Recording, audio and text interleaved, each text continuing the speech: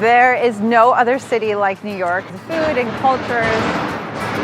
Is this too loud in the background? Our mom's heritage and way of cooking has influenced everything about Mimi Cheng's. So much so that we named it after her. Our mom is such a good cook that everything we make is inspired by her, and we aspire to be the kind of cook she is. Best lessons we've learned from our mom is if you never ask, the answer is always no, and always take care of something when you can, so don't procrastinate. Working with my sister is the best. We are a Venn Is it the diagram. best? Yeah, we're a Venn diagram and we overlap and then we have our focuses. Our community has shown us so much love during the last year. We got a lot of messages and emails about how they can support us, and they were really big into supporting our Dumplings for Doctors initiative during the beginning of quarantine.